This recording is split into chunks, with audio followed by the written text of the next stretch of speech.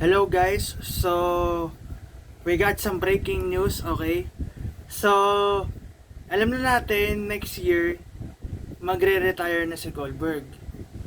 Pero, di pa natin alam kung anong pay-per-view ang magre-retire si Goldberg.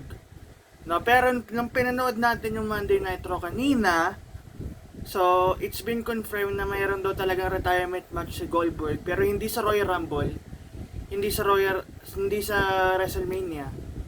Baka SummerSlam, hindi natin alam. Pero kanina pinanood natin yung Monday Night Raw and confirmed na meron talagang retirement match si Goldberg. Hindi pa natin alam kung kailan magaganap yung retirement match na yun, pero sabi daw doon ni Michael Cole kanina, a deal has been signed. So yes, totoo na talaga na magre-retire na talaga si Goldberg. Which is medyo masakit lang, of course, kasi siya yung kryptonite ni Brock Lesnar. So hindi pa natin alam kung kailan talaga kung kailan talaga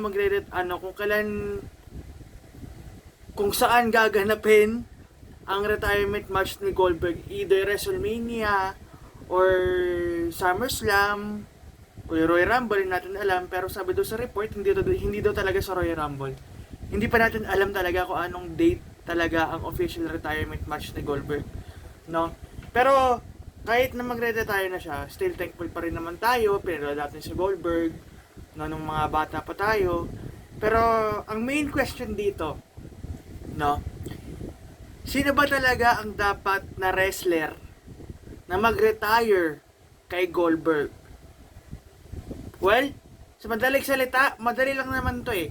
Si Brock Lesnar dapat ang mag-retire kay Goldberg. No, bakit? Kasi si Brock Lesnar at saka si Goldberg, merong history ang dalawang yan. Kung naalala nyo, nung Survivor Series 2003, first meet up nila, no?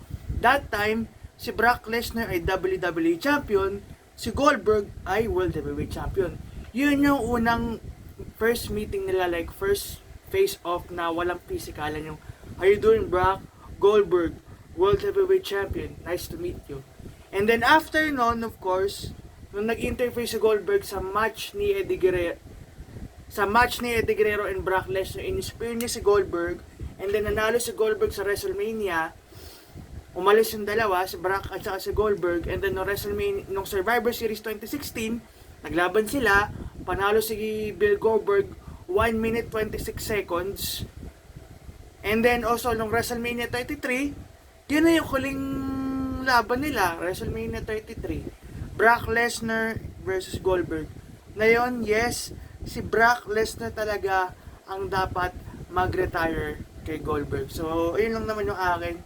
So, kayo guys, sa tingin nyo, sino ba dapat ang wrestler na mag-retire kay Goldberg? Comment down below, and kung gusto nyo pang pag-usapan ng mga sandamakmak na wrestling at video games, follow nyo na ako dito sa TikTok. Peace, let's go!